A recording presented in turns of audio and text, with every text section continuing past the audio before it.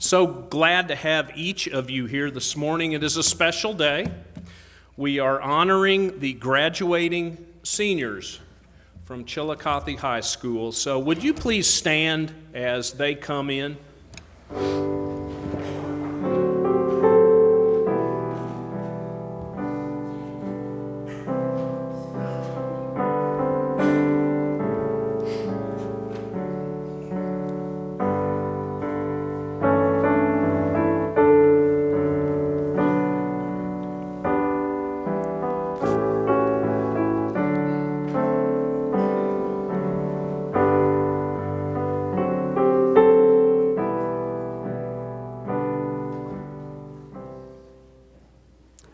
Thank you all. You can be seated. So glad. I will be primarily addressing our seniors this morning, but there are some life lessons included in what we're going to talk about this morning. But to begin with, you all, Friday night you're going to walk across the stage and receive your diplomas. 12 years of work has come to an end.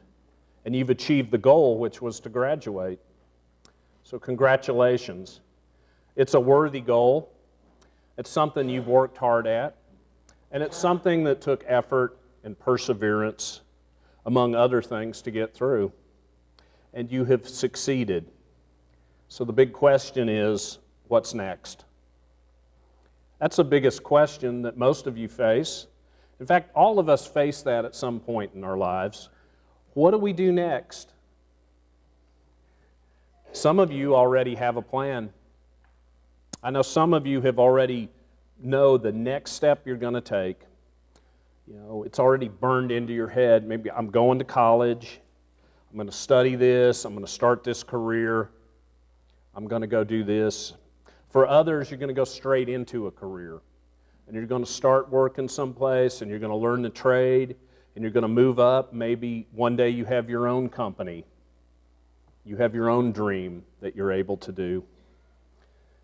And plans that have been thought through, you've envisioned, and you're waiting for Friday night now to get on the road.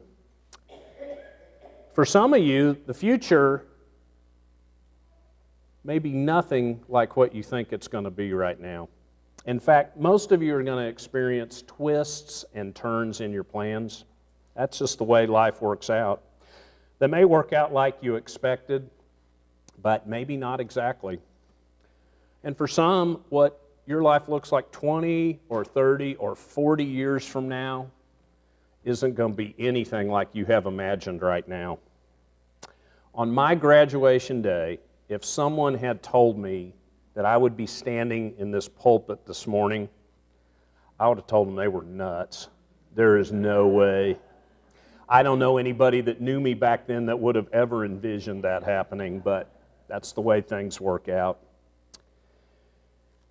Life is full of changing circumstances and other events that come and influence how life turns out.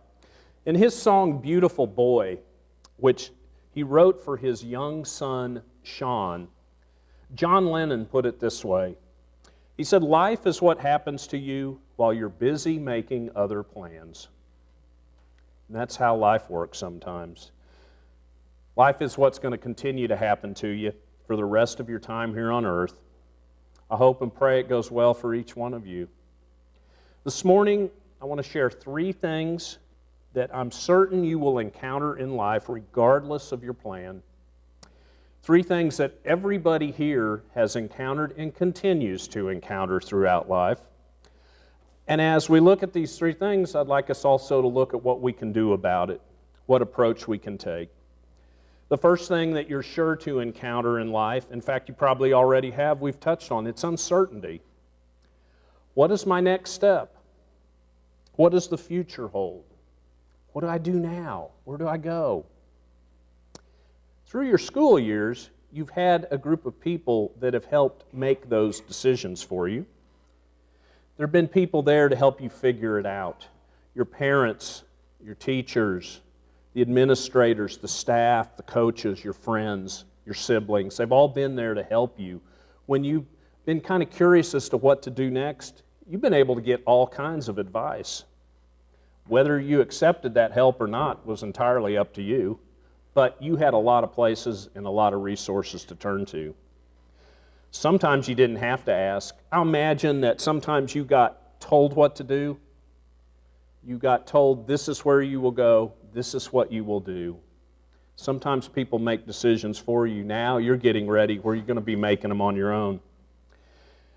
The main purpose of the education system in this country is to prepare you for the future, to hopefully give you knowledge and tools and actually teach you how to learn so that when you get out of high school you can succeed in life. That's been the role of your parents and those who raised you.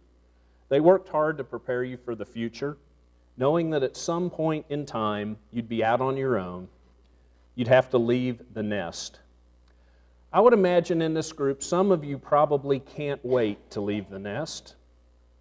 And I'll bet there's some others that might take a little nudging to get out of the nest, but eventually you will all leave. And when you do that, you will face the uncertainty in life. It's kind of like being in a dark place and trying to wander around without knowing where you're going. You ever done that? You ever gone someplace where you can't really see? You're kind of stumbling around trying to find your way. You know, if you go into a dark room, if you were to walk into here at night when there's no light on, you can kind of sense that there's things around, but you can't really see them. You know there are things there, but they're not clear to you. Sometimes you don't see them until you bump right into them or they jump out at you. We find ourselves sometimes in a dark place where we need some illumination, some light. We need some help in taking our steps so that we don't fall, we don't run into things. God offers that help. He offers to help guide our paths. And that's the first lesson I want to share with you this morning. You're going to encounter uncertainty, and at times it may seem like you're trying to find your way without any guidance whatsoever. But God promises to provide that guidance. In the book of Proverbs, Solomon, who wrote most of the Proverbs as a tool for giving wisdom to his sons, said in chapter 3, in verses 5 and 6, he told his sons, "Trust in the Lord with all your heart, and lean not on your own understanding. In all your ways acknowledge him, and he will direct your paths." Solomon wanted his sons to know that when they faced uncertainty in life, when they weren't sure what path to take, they should depend on God. Solomon gave this advice because he knew the day was coming when his sons wouldn't be living with him anymore. They were going to leave the nest. They would no longer have him there to help make their decisions. There would be times where they are going to be on their own, and yet Solomon wanted them to know they would not be alone. They could trust God, and he would direct their paths. He would help them through the darkness, help them not to stumble. The psalmist asked a similar question in Psalm 119. He said, "How can a young man keep his way pure or right or straight?" And then he answers his own question and he says, "By living according to your word." The psalmist understands that the best way to make sure he is walking the right path is to consult what God has to say, to help him stay on the path.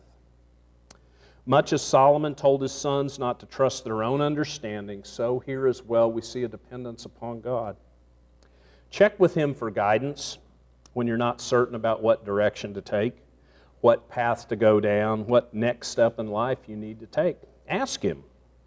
You're going to encounter uncertainty in life, that's guaranteed. When you do, heed the words of Solomon and the psalmist.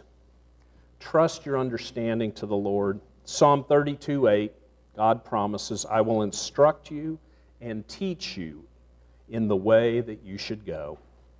He is available for help and guidance, and you need to ask him for it.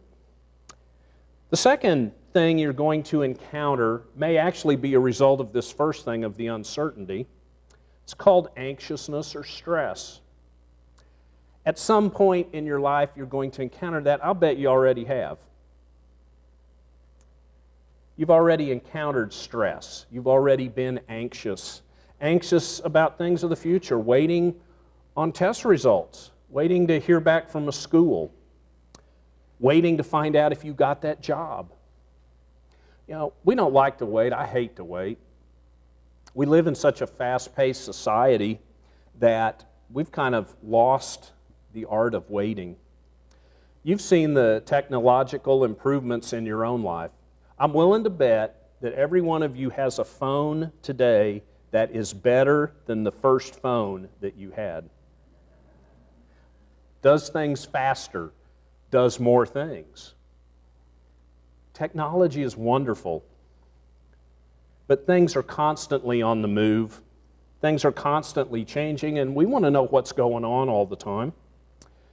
You know, we live in a time where we have information at our fingertips instantly. There's no longer the old days where you had to wait on the newspaper to come out or the 6 o'clock news to find out what was going on. Now we have it at the tip of our fingers, but I still don't like to wait. I get frustrated when I look at my phone and it's taken too long to load something. I don't like to wait. I want it right then. I want it instantly. Technology has changed our lives for the better in a lot of ways, but it's also created this situation where we have trouble waiting. When we have to wait, when we don't have the answers that we want to, we can become anxious, we start to worry, and prolonged anxiousness and worrying brings about stress, which is a killer, literally. Stress is a leading contributor to heart disease, high blood pressure, and a whole bunch of other things. Causes good people to act in bad ways. Any of you ever had somebody under a lot of stress, bite your head off, snap at you? You ever done it? Yeah.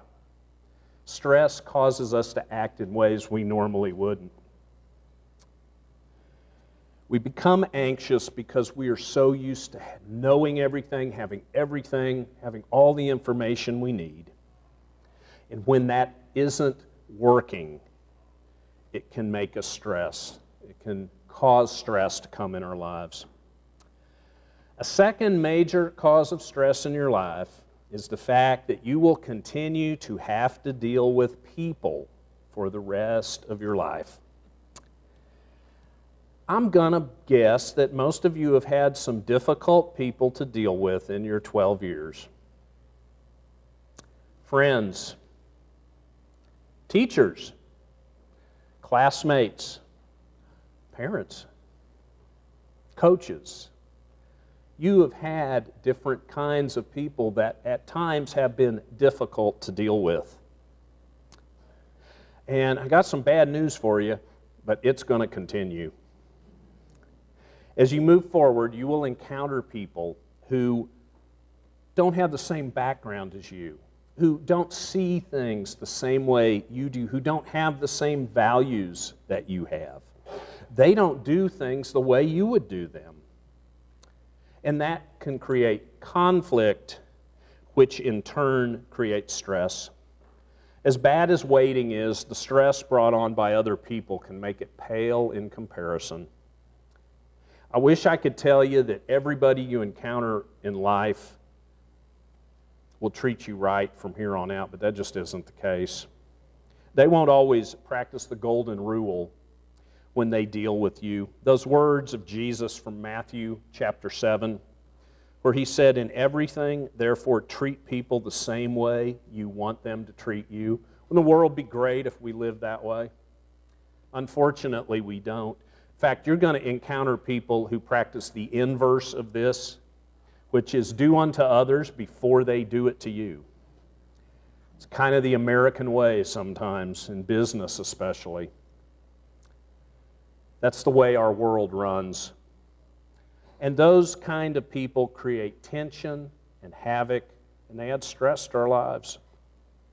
So what do we do when we encounter anxiety and stress? Easy, don't worry. Wow, that's easy to say, isn't it? In the same passage, when Jesus gave us the golden rule, he gave us some instruction for dealing with stress. In Matthew chapter 6, beginning in verse 25, he says, "Therefore I tell you, do not worry about your life, what you will eat or drink, or about your body, what you will wear. Is not life more than food and the body more than clothes? Look at the birds of the air. They do not sow or reap or store away in barns, and yet your heavenly Father feeds them. Are you not much more valuable than they? Can any of you, by worrying, add a single hour to your life? That's a great question. Does worrying add a single hour to your life, or does worrying lead to stress, which can shorten your life? Does worrying help anything? In Steven Spielberg's 2015 movie, Bridge of Spies, an older man is accused of being a Russian spy. And he's arrested, and this is back in the Cold War time of the early 1960s. When he goes to trial in New York, an attorney who's played by Tom Hanks agrees to defend him. Before the trial begins, the day of the trial, Hanks, as the attorney, he goes in to visit the judge, and he asks the judge to throw out a bunch of the evidence because, according to Tom Hanks, it was obtained through an illegal search and seizure. The judge doesn't want to do that because this guy's a Russian spy. In his mind, he's already judged him and found him guilty. The judge denies his request, and he tells him to get back out there and get the trial started. When he gets back to the defense table, his client, this older man, asks him a question about how it went. Remember, this man is on trial for espionage, which the penalty is death. He's facing a death sentence, and yet he has a good attitude about it. If this works, we're going to watch a clip from this movie. I want you to pay attention to the older man's response to his lawyer's question. How did we do in there? Not too good. Apparently you're not an American citizen. That's true. And according to your boss, you're not a Soviet citizen either. Well, the boss isn't always right, but he's always the boss.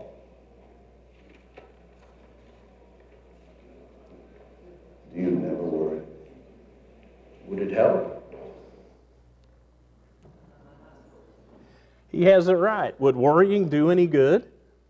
He repeats that throughout the movie. Now, that doesn't mean that you will avoid stressful times and times of anxiety, but there is a solution. The Apostle Paul gives us some good instruction in the book of Philippians. In Philippians 4:6, he tells us, "Do not be anxious about anything, but in every situation, by prayer and petition, with thanksgiving, present your requests to God. And the peace of God, which transcends all understanding, will guard your hearts and your minds in Christ Jesus." It's a good recipe for getting through life. The third thing you're certain to encounter can be a real killer too, and it's called discouragement. You know what that is. You probably experienced it already in your life. Discouragement is that feeling that we get when stuff comes upon us and it doesn't go the way that we want it to. We feel futile in our efforts. We didn't achieve what we wanted to get. We don't get something we've strived for. Sometimes it's because of our shortcomings, but a lot of times it's because of circumstances out of our hands and out of our control. And discouragement comes in a variety of forms. It can be that job you didn't get, even though you were qualified to do it. Or it can be a promotion you don't get, even though you're much better than the guy they promoted. It can come through not making that sale, not getting that contract, not getting that account for your business. It can come from something somebody does to you. It can even come from nature itself. In the area of the country we live in, it can be another year of drought. Or it can be the opposite, too much rain at the wrong time. Maybe you have a great crop, but it's a year of bumper crop and the price declines. Maybe you look up and your investments are going south because the market is tanking. Maybe you land that dream job, that one that you had planned on for so long. You knew, this is what I want to do with my life. I want to work for this company. I want to do this. I'm going to live in this town. I got everything figured out. And you get there and you get into that job and you find out, oh no, this is not what I expected. It's not what you thought it was going to be. Maybe that relationship you're in turns out differently than you expected it would.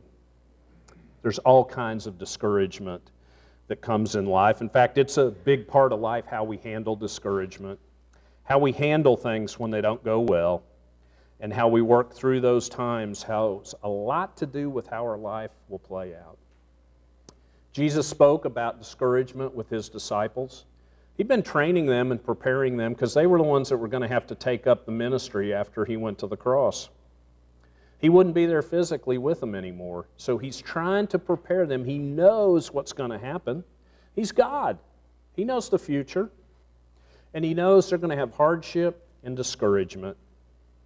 Listen to his words from John chapter 16.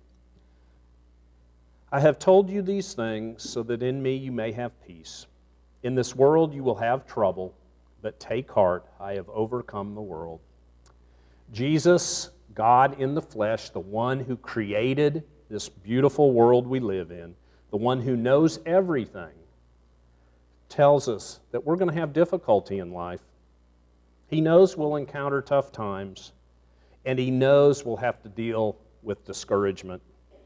And he gives us the instruction for dealing with that.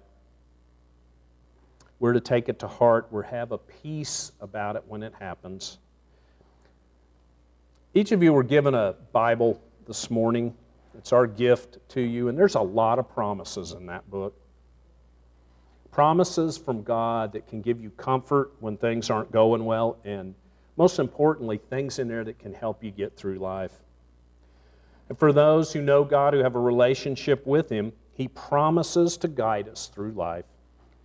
He gave these words to the ancient Israelites when they were moving through the desert on their way to the promised land in Joshua chapter 1.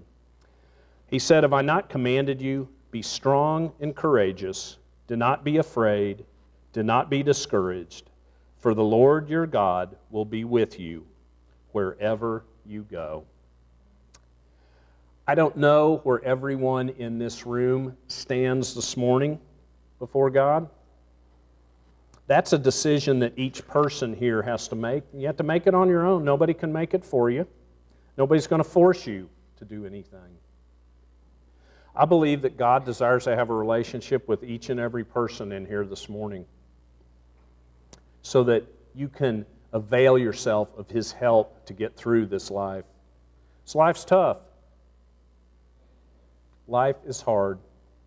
Even the most successful person you know will be able to tell you of times in their life when things look pretty bleak, when things didn't work out the way they had planned. Life is hard, but there is hope in getting through that. I don't know where everyone stands this morning, if you have a relationship with God or not. If you don't, today'd be a great day to start one.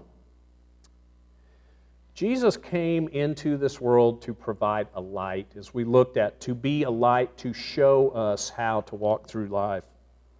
He provided a way for us to be reconciled back to God, to be put in right relationship. He brought the good news, which is called the gospel message.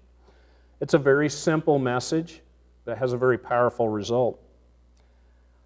All of us here have done something wrong in our lives. This isn't true confessions. Nobody's got to own up to it. But all of you sitting here can think of something you have done wrong in life. God is perfect, and he can't look upon wrongdoing because he's perfect. And when that happens, when we do something wrong, it creates a void in there, a separation, us from him. But he loved us so much that he sent his Son, Jesus, who came God in the flesh, became a man, took on incredible brutality that was given to him. He suffered, he was arrested, he was beaten, he was put on a cross, and he was executed. And he'd done nothing wrong. And this book that you have tells us that when he died, he paid the penalty for the wrongdoing that each one of us did, so that we might be reconciled back to God. And that's all that we're asked to do is believe. Believe that. The gospel is very simple. Believe that Jesus died on the cross for your sins, that he rose from the dead. That's it. Doesn't say you got to change anything else. All it does is say believe. If you believe that, then you are set in right relationship with God. And God will help you get through this difficult time for the rest of your years that we call life. And then when you breathe your last on this earth, Jesus promises that you will spend eternity with him in a place that is so great he called it himself paradise. If you haven't considered that this morning, please take a moment to consider what God has done for you. Congratulations. You've worked hard. You've achieved a wonderful goal. And now you have your whole life in front of you. There's help available for you as you get through it, because as we've gone over, I hope life is really great for each and every one of you, but there's going to be some obstacles in there. And I hope that you will look to God when you encounter those things and let his peace come upon you and let his guidance rule in your lives. I'm proud of each and every one of you for what you have accomplished. To your parents that are here, I substitute up at the high school, and this is a great group of young men and women. It was a privilege to be in the classroom with them. They were never disrespectful. They did what they were asked to do. They're just wonderful group, and it gives me so much hope in the future of our town, and our community, and our world. And I'm so proud of each and every one of you.